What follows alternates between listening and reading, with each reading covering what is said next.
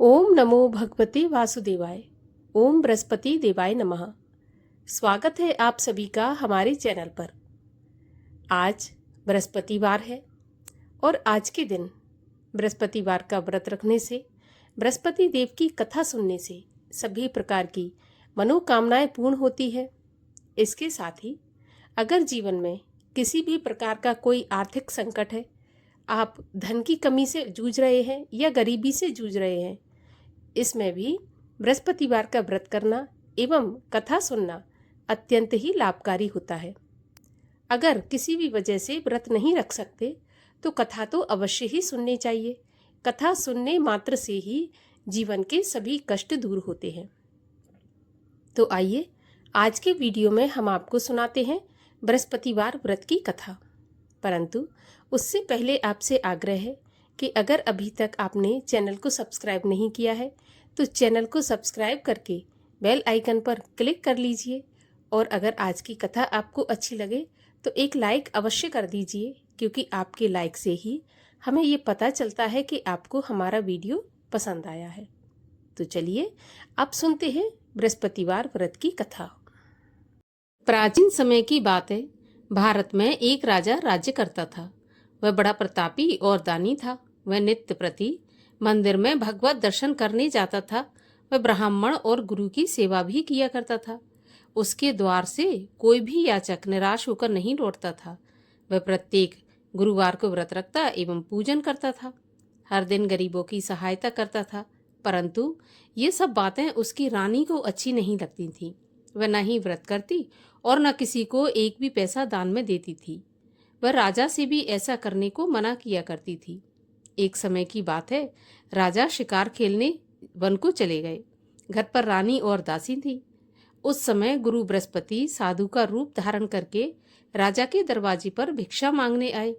साधु ने रानी से भिक्षा मांगी तो वह कहने लगी, हे साधु महाराज, मैं इस दान पुण्य से तंग आ गई हूँ। इस कार्य के लिए मेरे पति देवी बहुत हैं। अब आप ऐसी कृपा करें कि मेरा सारा धन नष्ट हो जाए और मैं आराम से रह सकूं। साधु रूपी बृहस्पति देव ने कहा, देवी, तुम तो बड़ी विचित्र हो। संतान और धन से कोई दुखी नहीं होता, सभी इसको चाहते हैं। पापी भी पुत्र और धन की इच्छा करता है। अगर तुम्हारे पास धन अधिक है तो भूखे मनुष्यों को भोजन कराओ, प्याऊ लगवाओ, ब्राह्मणों को दान दो, धर्मशालाएं बनवाओ, कुआं, तालाब, बावड़ी, बाग बगीचों आदि का निर्माण करवाओ तथा निर्धनों की कुमारी कन्याओं का विवाह कराओ। साथ ही यज्ञ आदि करो। इस प्रकार के करने से आपके कुल का और आपका नाम परलोक में सार्थक होगा एवं स्वर्ग की प्राप्ति होगी। परंतु रानी साधु की इन बातों से खुश नहीं हुई। उसने कहा, हे साधु महाराज, मुझे ऐसे धन की आवश्यकता नहीं जिसको मैं अन्य लोगों को दान दूं तथा जिसको रखने और संभालने में ही मेरा सारा समय नष्ट हो जाए। साधु ने कहा, देवी, यदि तुम्हारी ऐसी इच्छा है तो जैसा मैं तुम्हें बताता हूँ तुम वैसा ही करना। बृहस्पतिवार के दिन घर को गोबर से लीपना, अपने केशों को पीली मिट्टी से धोना, केशों को धोते समय स्नान करना, राजा से कहना वह हजामत करवाए, भोजन में मांस मदिरा खाना, कपड़ा धोबिकियां धुलने डालना। इस प्रकार 7 बृहस्पतिवार करने से तुम्हारा सारा धन नष्ट हो जाएगा। ये कहकर साधु महाराज रूपी बृहस्पति देव अंतर्ध्यान हो गए। रानी ने साधु के कहने के अनुसार 7 बृहस्पतिवार वैसा ही करने का विचार किया। साधु के बताए अनुसार करते हुए केवल 3 बृहस्पतिवार ही बीते थे कि उसकी समस्त धन संपत्ति नष्ट हो गई।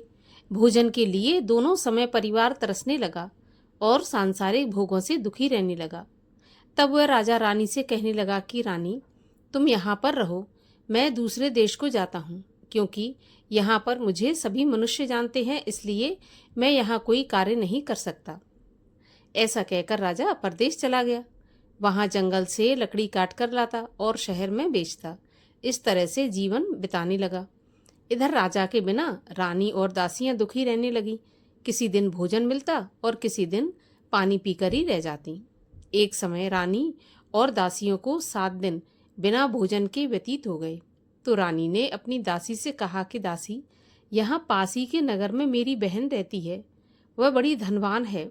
तू उसके पास जा और वहां से 5 सेर बेझर मांग के ले आ, जिससे कुछ समय के लिए गुजर हो जाएगी। दासी रानी की बहन के पास गई। रानी की बहन उस समय पूजा कर रही थी। बृहस्पतिवार का दिन था। दासी ने रानी की बहन से कहा, रानी जी, मुझे आपकी बहन ने भेजा है, मुझे 5 सेर बेझर दे दो। दासी ने यह बात अनेक बार कही, परंतु रानी की बहन ने कोई उत्तर नहीं दिया, क्योंकि वह उस समय बृहस्पतिवार की कथा सुन रही थी।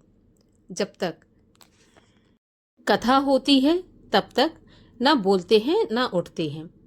जब दासी को रानी की बहन से कोई उत्तर नहीं मिला तो वह बहुत दुखी हुई। उसे क्रोध भी आया। वह लौटकर रानी से बोली, हे रानी, आपकी बहन बहुत ही धनी स्त्री है, छोटे लोगों से तो वह बात भी नहीं करती।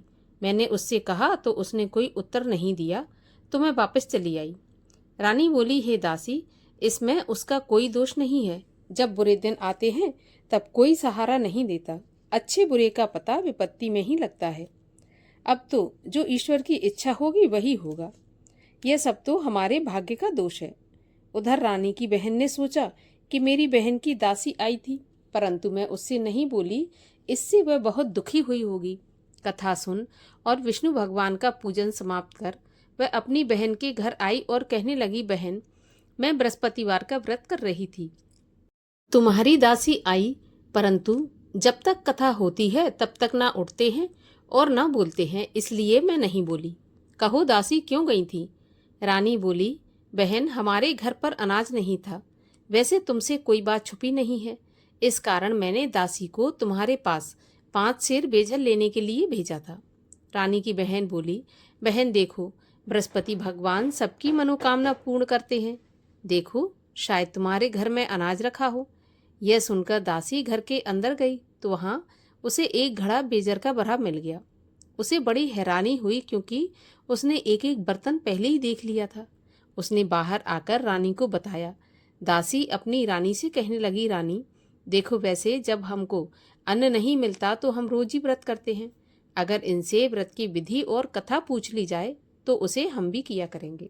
दासी के कहने पर रानी ने अपनी बहन से बृहस्पतिवार व्रत के बारे में पूछा।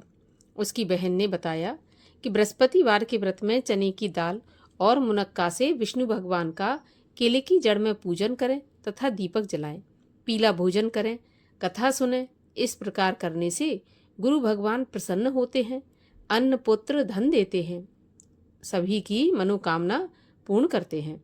व्रत और पूजन की विधि बताकर रानी की बहन अपने घर लौट गई। रानी और दासी दोनों ने निश्चय किया कि बृहस्पति भगवान का पूजन करके बृहस्पतिवार का व्रत अवश्य करेंगे।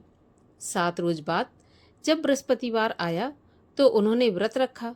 घुड़साल में जाकर चना और गुड़ बीन लाई तथा उसकी दाल से केले की जड़ तथा विष्णु भगवान का पूजन किया। अब भोजन पीला कहाँ से आए, तो दोनों बड़ी दुखी हुई, परंतु उन्होंने व्रत किया था, इस कारण बृहस्पति भगवान प्रसन्न थे। एक साधारण व्यक्ति के रूप में वे 2 थालों में सुंदर पीला भोजन लेकर आए और दासी को देकर बोले, दासी, यह भोजन तुम्हारे और रानी के लिए है, तुम दोनों करना। दासी भोजन पाकर बड़ी प्रसन्न हुई और रानी से बोली, रानी जी भोजन कर लो। रानी को भोजन आने के बारे में कुछ पता नहीं था, इसलिए वह दासी से बोली, जा तू ही भोजन कर, तू हमारी व्यर्थ में हंसी उड़ाती है। दासी बोली, एक व्यक्ति भोजन दे गया है। तो रानी कहने लगी, यह भोजन तेरे लिए दे गया है तो तू ही भोजन कर ले। दासी ने कहा, वह व्यक्ति हम दोनों के लिए 2 थालों में भोजन देकर गया है, इसलिए मैं और आप दोनों ही साथ साथ भोजन करेंगे। दोनों ने गुरु भगवान को नमस्कार करके भोजन प्रारंभ किया। उसके बाद से वे प्रत्येक बृहस्पतिवार को गुरु भगवान का व्रत और पूजन करने लगी। बृहस्पति भगवान की कृपा से उनके पास धन हो गया, परंतु रानी फिर पहले की तरह आलस करने लगी। तब दासी बोली, देखो रानी, तुम पहले भी इस प्रकार आलस करती थी, तुम्हें धन के रखने में कष्ट होता था, इस कारण सभी धन नष्ट हो गया। अब गुरु भगवान की कृपा से धन मिला है तो फिर तुम्हें आलस होता है। बड़ी मुसीबतों के बाद हमने यह धन पाया है, इसलिए हमें दान पुण्य करना चाहिए। भूखे मनुष्यों को भोजन कराओ, प्याऊ लगवाओ, ब्राह्मणों को दान दो, कुआं, तालाब, बावड़ी आदि का निर्माण कराओ, मंदिर, पाठशाला बनवाकर दान दो, कुंवारी कन्याओं का विवाह करवाओ, धन को शुभ कार्यों में खर्च करो, जिससे तुम्हारे कुल का यश बढ़े तथा स्वर्ग प्राप्त हो और पितृ प्रसन्न हो। दासी की बात मानकर रानी ने इसी प्रकार के कर्म करने प्रारंभ कर दिए। अब तो उसका काफी यश फैलने लगा। एक दिन रानी और दासी आपस में विचार करने लगीं कि ना जाने राजा किस दशा में होंगे, उनकी कोई खोज खबर नहीं है। गुरु भगवान से उन्होंने प्रार्थना की और भगवान ने रात्रि में राजा को सपने में कहा कि राजा उठ, तेरी रानी तुझको याद करती है, अब अपने देश को लौट जा। राजा प्रातःकाल उठा, यह विचार करने लगा कि स्त्री जाति खाने और पहनने की ही साथी होती है, पर भगवान की आज्ञा मानकर वह अपने नगर को चलने के लिए तैयार हुआ। जब राजा परदेश गया तो परदेश में बहुत दुखी रहने लगा था। प्रतिदिन जंगल से लकड़ी बीन कर लाता और उसे शहर में बेचकर अपने दुखी जीवन को बड़ी कठिनता से व्यतीत करता था। एक दिन राजा दुखी होकर अपनी पुरानी बातों को याद करके रोने लगा। उस जंगल में बृहस्पति देव एक साधु का रूप धारण करके आए और राजा के पास आकर बोले, हे लकड़हारे, तुम इस सुनसान जंगल में किस चिंता में बैठे हो, मुझे बताओ। यह सुनकर राजा के नेत्रों में जल भर आया और साधु की वंदना करके बोला, हे प्रभु, आप सब कुछ जानने वाले हैं। इतना कहकर राजा ने साधु को अपनी संपूर्ण कहानी सुना दी। महात्मा दयालु होते हैं। वे राजा से बोले, हे राजा, तुम्हारी पत्नी ने बृहस्पति देव के प्रति अपराध किया था, जिसके कारण तुम्हारी ऐसी दशा हुई। अब तुम किसी प्रकार की चिंता मत करो, भगवान तुम्हें पहले से अधिक धन देंगे। देखो, तुम्हारी पत्नी ने बृहस्पतिवार का व्रत प्रारंभ कर दिया है। अब तुम भी बृहस्पतिवार का व्रत करके चने की दाल व गुड़ जल के लोटे में डालकर केले का पूजन करो, फिर कथा कहो या सुनो, भगवान तुम्हारी सभी कामनाओं को पूरा करेंगे। साधु को प्रसन्न देखकर राजा बोला, हे प्रभु, मुझे लकड़ी बेचकर इतना पैसा नहीं बचता जिससे भोजन करने के उपरांत कुछ बचा सकूं। मैंने रात्रि में अपनी रानी को व्याकुल देखा है। मेरे पास कोई साधन नहीं जिससे उसका समाचार जान सकूं। फिर मैं बृहस्पति देव की क्या कहानी कहूं, यह भी मुझको मालूम नहीं है। तब साधु ने कहा, हे राजा, तुम किसी बात की चिंता मत करो। बृहस्पतिवार के दिन तुम रोज की तरह लकड़ियां लेकर शहर में जाना। तुम्हें रोज से दोगुना धन प्राप्त होगा, जिससे तुम भली भांति भोजन कर लोगे और बृहस्पति देव की पूजा का सामान भी आ जाएगा। और बृहस्पति देव की कहानी इस प्रकार से है। प्राचीन काल में एक बहुत निर्धन ब्राह्मण था। उसकी कोई संतान नहीं थी। वह नित्य पूजा पाठ करता, परंतु उसकी स्त्री बहुत मलिनता के साथ रहती थी। वह न स्नान करती, न किसी देवता का पूजन करती। प्रातःकाल उठते ही सर्वप्रथम भोजन करती, बाद में कोई अन्य काम करती थी। ब्राह्मण देवता बहुत दुखी रहते थे। पत्नी को बहुत समझाते, किंतु उसका कोई भी परिणाम नहीं निकलता। भगवान की कृपा से ब्राह्मण की स्त्री के कन्या उत्पन्न हुई। वह कन्या अपने पिता के घर में बड़ी होने लगी। वह बालिका प्रातः स्नान करके भगवान विष्णु का जप करती और बृहस्पतिवार का व्रत भी करने लगी थी। पूजा पाठ समाप्त करके स्कूल जाती तो अपनी मुट्ठी में जौ भर के ले जाती और पाठशाला के मार्ग में डालती जाती। वही जौ स्वर्ण के हो जाते तो लौटते समय उनको बीनकर घर ले आती। एक दिन वह बालिका सूप में उन सोने के जौ को फटक कर साफ कर रही थी। तभी उसकी माँ ने देख लिया और कहा, बेटी, सोने के जौ को फटकने के लिए सोने का सूप होना चाहिए। अगले दिन गुरुवार था। इस कन्या ने व्रत रखा और बृहस्पति देव से प्रार्थना करके कहा कि प्रभु, यदि मैंने सच्चे मन से आपकी पूजा की हो तो मुझे सोने का सूप दे दो। बृहस्पति देव ने उसकी प्रार्थना स्वीकार कर ली। रोजाना की तरह वह कन्या जौ फैलाती हुई स्कूल चली गई। स्कूल से लौटकर जब वह जौ बीन रही थी तो बृहस्पति देव की कृपा से उसे सोने का सूप मिला। उसे वह घर ले आई और उसमें जौ साफ करने लगी, परंतु उसकी माँ का वही ढंग रहा। एक दिन की बात है, वह कन्या सोने के सूप में जौ साफ कर रही थी। उसी समय उस नगर का राजकुमार वहां से होकर निकला। इस कन्या के रूप और कार्य को देखकर उस कन्या पर मोहित हो गया। राजमहल आकर भोजन तथा जल त्याग कर उदास होकर लेट गया। राजा को जब राजकुमार के द्वारा अन्न जल त्यागने का समाचार ज्ञात हुआ तो अपने मंत्रियों के साथ अपने पुत्र के पास गए और बोले, बेटा, तुम्हें किस बात का कष्ट है? किसी ने अपमान किया है अथवा कोई और कारण है तो मुझे बताओ, मैं वही करूँगा जिससे तुम्हें प्रसन्नता हो। राजकुमार ने अपने पिता की बातें सुनी तो वह बोला, मुझे आपकी कृपा से किसी बात का दुख नहीं है। किसी ने मेरा अपमान नहीं किया, परंतु मैं उस लड़की के साथ विवाह करना चाहता हूँ जो सोने के सूप में जौ साफ कर रही थी।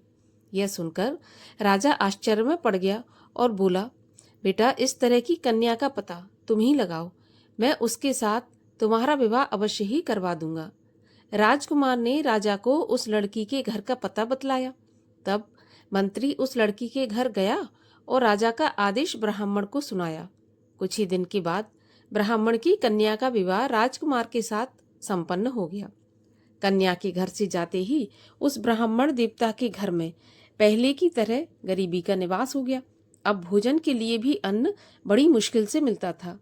एक दिन दुखी होकर ब्राह्मण देवता अपनी पुत्री से मिलने गए। बेटी ने पिता की दुखी अवस्था को देखा और अपनी माँ का समाचार पूछा तो ब्राह्मण ने सारा हाल कह दिया। कन्या ने बहुत सा धन देकर अपने पिता को विदा कर दिया। इस तरह ब्राह्मण का कुछ समय सुखपूर्वक व्यतीत हो गया, लेकिन कुछ दिन बाद फिर वही हाल हो गया। तो ब्राह्मण फिर अपनी कन्या के यहाँ गया और सभी हाल कहा। तो पुत्री बोली, पिताजी, आप माताजी को यहाँ लिवा लाओ, मैं उन्हें विधि बता दूंगी जिससे गरीबी दूर हो जाए। ब्राह्मण देवता अपनी स्त्री को साथ लेकर राजमहल अपनी पुत्री के पास पहुंचे तो पुत्री अपनी माँ को समझाने लगी कि माँ, तुम प्रातःकाल प्रथम उठकर स्नान आदि करके विष्णु भगवान का पूजन करो तो सब दरिद्रता दूर हो जाएगी। परंतु उसकी माँ ने उसकी एक भी बात नहीं मानी और प्रातःकाल उठकर अपनी पुत्री का बचा जूठन खा लेती थी। एक दिन उसकी पुत्री को बहुत गुस्सा आया। उसने एक रात को कोठरी से सारा सामान निकाल दिया और अपनी माँ को उसमें बंद कर दिया। प्रातःकाल उसमें से उसे निकाला, स्नान आदि करा के पूजा पाठ करवाया तो उसकी माँ की बुद्धि ठीक हो गई। इसके बाद वह नियम से पूजा पाठ करती और प्रत्येक बृहस्पतिवार का व्रत रखने लगी। इस व्रत के प्रभाव से उसकी माँ भी बहुत धनवान तथा पुत्रवती हो गई और बृहस्पति देवता के प्रभाव से स्वर्ग को गई। वह ब्राह्मण भी सुखपूर्वक इस लोक का सुख भोग कर स्वर्ग को प्राप्त हुआ। इस तरह कहानी कहकर साधु देवता वहां से अंतर्ध्यान हो गए। धीरे धीरे समय व्यतीत होने पर फिर बृहस्पतिवार का दिन आया। राजा जंगल से लकड़ी काटकर किसी शहर में बेचने गया। उसे उस दिन और दिनों से अधिक धन मिला। राजा ने चना गुड़ आदि लाकर बृहस्पतिवार का व्रत किया। उस दिन से उसके सभी क्लेश दूर हुए, परंतु जब अगला गुरुवार आया तो बृहस्पतिवार का व्रत करना भूल गया। इस कारण बृहस्पति भगवान नाराज हो गए। उस दिन उस नगर के राजा ने विशाल यज्ञ का आयोजन किया तथा अपने समस्त राज्य में घोषणा करवा दी कि कोई भी मनुष्य अपने घर में भोजन न बनाए, आग भी न जलाए। समस्त जनता मेरे यहाँ भोजन करने आए। इस आज्ञा को जो नहीं मानेगा उसको फांसी की सजा दी जाएगी। राजा की आज्ञा के अनुसार राज्य के सभी वासी राजा के भोज में सम्मिलित हुए, लेकिन लकड़हारा कुछ देर से पहुंचा, इसलिए राजा उसको अपने साथ महल में ले गए। जब राजा लकड़हारे को भोजन करा रहे थे तो रानी की दृष्टि उस खूंटी पर पड़ी जिस पर उसका हार लटका हुआ था। उसे हार खूंटी पर लटका दिखाई नहीं दिया। रानी को निश्चय हो गया कि मेरा हार इस लकड़हारे ने चुरा लिया है। उसी समय सैनिक बुलवाकर उसको जेल खाने में डलवा दिया। जब लकड़हारा जेल खाने में गया तो बहुत दुखी होकर विचार करने लगा कि न जाने कौन से पूर्व जन्म के कर्म से मुझे यह दुख प्राप्त हुआ है, और उसी साधु को याद करने लगा जो कि जंगल में मिला था। उसी समय तत्काल बृहस्पति देव साधु के रूप में प्रकट हो गए और उसकी दशा को देखकर कहने लगे, अरे मूर्ख, तूने बृहस्पति देवता की कथा नहीं की, इसी कारण तुझे दुख प्राप्त हुआ है। अब चिंता मत कर, बृहस्पतिवार के दिन जेल खाने के दरवाजे पर 4 पैसे पड़े मिलेंगे, उनसे तू बृहस्पति देव की पूजा करना। तो तेरे सभी कष्ट दूर हो जाएंगे। अगले बृहस्पतिवार उसे जेल के द्वार पर 4 पैसे मिले। राजा ने पूजा का सामान मंगवाकर कथा कही और प्रसाद बांटा। उसी रात्रि को बृहस्पति देव ने उस नगर के राजा को स्वप्न में कहा कि राजा, तूने जिस आदमी को जेल खाने में बंद कर दिया है वह निर्दोष है, वह राजा है, उसे छोड़ देना। रानी का हार उसी खूंटी पर लटका हुआ है। अगर तू ऐसा नहीं करेगा तो मैं तेरे राज्य को नष्ट कर दूंगा। राजा प्रातःकाल उठा और खूंटी पर हार टंगा देखकर लकड़हारे को बुलाकर क्षमा मांगी तथा राजा के योग्य सुंदर वस्त्र आभूषण भेंट करके उसे विदा किया। गुरुदेव की आज्ञा के अनुसार राजा अपने नगर को चल दिया। राजा जब नगर के पास पहुंचा तो उसे बड़ा आश्चर्य हुआ। नगर में पहले से अधिक बाग, तालाब, कुएं तथा बहुत सी धर्मशाला, मंदिर आदि बने हुए थे। राजा ने पूछा, ये किसका बाग और धर्मशाला है?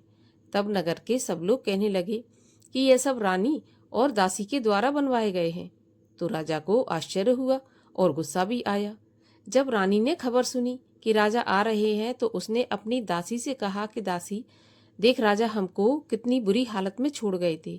हमारी ऐसी हालत देखकर वह लौट न जाए, इसलिए तू दरवाजे पर खड़ी हो जा। रानी की आज्ञा के अनुसार दासी दरवाजे पर खड़ी हो गई। जब राजा आए तो उन्हें अपने साथ महल में लिवा लाई। तब राजा ने क्रोध करके अपनी तलवार निकाली और पूछने लगा, बताओ यह धन तुम्हें कैसे प्राप्त हुआ? तब रानी ने बताया, हमें यह धन बृहस्पति देव के व्रत के प्रभाव से प्राप्त हुआ है। तो राजा ने निश्चय किया कि 7 रोज बाद तो सभी बृहस्पति देव का पूजन करते हैं, परंतु मैं रोजाना दिन में 3 बार कथा कहा करूंगा तथा रोज व्रत किया करूंगा। अब हर समय राजा के दुपट्टे में चने की दाल बंधी रहती तथा दिन में 3 बार कथा कहता। एक दिन राजा ने विचार किया कि चलो अपनी बहन के यहाँ हो आऊं। इस तरह निश्चय कर राजा घोड़े पर सवार हो अपनी बहन के यहाँ चल दिया।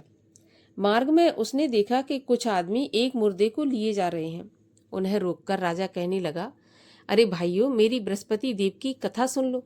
वे बोले, लो हमारा तो आदमी मर गया, इसको अपनी कथा की पड़ी है। परंतु कुछ आदमी बोले, अच्छा कहो, हम तुम्हारी कथा भी सुनेंगे।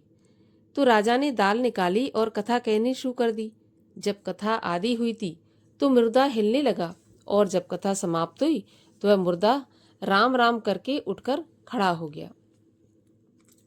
राजा आगे बढ़ा। उसे चलते चलते शाम हो गई। आगे मार्ग में उसे किसान खेत में हल चलाता मिला। राजा उससे बोला, अरे भैया, मेरी बृहस्पतिवार की कथा सुन लो। किसान बोला, जब तक मैं तेरी कथा सुनूंगा तब तक 4 हरैया जोत लूंगा। जा अपनी कथा किसी और को सुनाना। राजा आगे चलने लगा। राजा के हटते ही बैल पछाड़ खाकर गिर गए तथा किसान के पेट में बहुत जोर से दर्द होने लगा। उसी समय किसान की पत्नी रोटी लेकर आई। उसने जब यह देखा तो अपने पुत्र से सभी हाल पूछा और बेटे ने सभी हाल बता दिया। तो बुढ़िया दौड़ी दौड़ी उस घुड़सवार के पास गई और उससे बोली, मैं तेरी कथा सुनूंगी, तू अपनी कथा मेरे खेत पे चलकर ही कहना। राजा ने लौटकर बुढ़िया के खेत पर जाकर कथा कही, जिसके सुनते ही बैल खड़े हो गए तथा किसान के पेट का दर्द भी बंद हो गया। राजा अपनी बहन के घर पहुंच गया। बहन ने भाई की खूब मेहमानी की। दूसरे दिन प्रातःकाल राजा जगा तो वह देखने लगा कि सब लोग भोजन कर रहे हैं। तो राजा ने अपनी बहन से पूछा कि ऐसा कोई मनुष्य है जिसने भोजन नहीं किया हो, जो मेरी बृहस्पतिवार की कथा सुन ले। तो बहन बोली, भैया, यह देश ऐसा ही है। पहले यहाँ के लोग भोजन करते हैं, बाद में अन्य काम करते हैं। अगर कोई पड़ोस में हो तो मैं देख कर आती हूँ। ऐसा कहकर बहन देखने चली गई, परंतु उसे कोई ऐसा व्यक्ति नहीं मिला जिसने भोजन नहीं किया हो। अतः वह एक कुम्हार के घर गई जिसका लड़का बीमार था। उसे मालूम हुआ कि उसके यहाँ 3 दिन से किसी ने भोजन नहीं किया। रानी ने अपने भाई की कथा सुनने के लिए कुम्हार से कहा तो वह तैयार हो गया। राजा ने जाकर बृहस्पतिवार की कथा कही, जिसको सुनकर उसका लड़का ठीक हो गया। अब तो राजा की प्रशंसा होने लगी। एक दिन राजा ने अपनी बहन से कहा, बहन, मैं अपने घर को जाऊंगा, तुम भी तैयार हो जाओ। राजा की बहन ने अपनी सास से अपने भाई के साथ जाने की आज्ञा मांगी। तो सास बोली, चली जा, परंतु अपने लड़कों को मत ले जाना, क्योंकि तेरे भाई की कोई संतान नहीं होती। बहन ने अपने भैया से कहा, भैया मैं तो चलूंगी, पर कोई बालक नहीं जाएगा। राजा बोला, जब कोई बालक नहीं जाएगा तो तुम क्या करोगी? बड़े दुखी मन से राजा अपने नगर को लौट आया। राजा ने अपनी रानी से कहा, हम निर्वंशी राजा हैं, हमारा मुंह देखने का भी धर्म नहीं है। वह बिना भोजन आदि किए शैया पर लेट गया। तब रानी बोली, प्रभु बृहस्पति देव ने हमें सब कुछ दिया है, तो वे हमें संतान भी अवश्य देंगे। उसी रात को बृहस्पति देव ने राजा को स्वप्न में कहा, राजा उठ, सभी सोच त्याग दे, तेरी रानी गर्भवती है। राजा को यह जानकर बड़ी खुशी हुई। 9वें महीने रानी के गर्भ से एक सुंदर पुत्र पैदा हुआ। तब राजा बोला, रानी स्त्री बिना भोजन के रह सकती है, बिना कहे नहीं रह सकती। जब मेरी बहन आए तो तुम उससे कुछ कहना मत। तो रानी ने सुनकर हाँ कर दिया। जब राजा की बहन ने यह शुभ समाचार सुना तो बहुत खुश हुई तथा बधाई लेकर अपने भाई के यहाँ आई। तभी रानी ने कहा, घोड़ा चढ़ाकर नहीं आई, गधा चढ़ी आई। राजा की बहन बोली, भाई मैं इस प्रकार न कहती तो तुम्हें औलाद कैसे मिलती? बृहस्पति देव ऐसे ही हैं, जैसी जिसके मन में कामना है सभी को पूर्ण करते हैं। जो सद्भावना पूर्वक बृहस्पतिवार का व्रत करता है एवं कथा पढ़ता है अथवा सुनता है और दूसरों को सुनाता है, बृहस्पति देव उसकी सभी मनोकामना पूरी करते हैं। बृहस्पति देव उनकी सदैव रक्षा करते हैं। जो संसार में सद्भावना से गुरुदेव का पूजन एवं व्रत सच्चे हृदय से करते हैं, उनकी सभी मनोकामनाएं पूर्ण होती हैं। जैसी सच्ची भावना से रानी और राजा ने बृहस्पति देव की कथा का गुणगान किया, तो उनकी सभी इच्छाएं बृहस्पति देव ने पूर्ण की थीं। इसलिए सबको कथा सुनने के बाद प्रसाद लेकर जाना चाहिए। हृदय से उनका मनन करते हुए जयकारा बोलना चाहिए। बोलिए बृहस्पति देव की जय। बृहस्पति देव की आरती। ओम जय बृहस्पति देवा, स्वामी जय बृहस्पति देवा। छिन छिन भोग लगाऊं, कदली फल मेवा। ओम जय बृहस्पति देवा। तुम पूरन परमात्मा, तुम अंतर्यामी, जगत पिता जगदीश्वर, तुम सबके स्वामी। ओम जय बृहस्पति देवा। चरणामृत निज निर्मल, सब पातक हरता। सकल मनोरथ दायक, कृपा करो भरता। ओम जय बृहस्पति देवा। तन मन धन अर्पण कर, जो जन शरण पड़े। प्रभु प्रकट तब होकर, आकर द्वार खड़े। ओम जय बृहस्पति देवा। दीन दयाल दयानिधि, भक्तन हितकारी। पाप दोष सब हरता, भव बंधन हारी। ओम जय बृहस्पति देवा। सकल मनोरथ दायक, सब संशय हारो।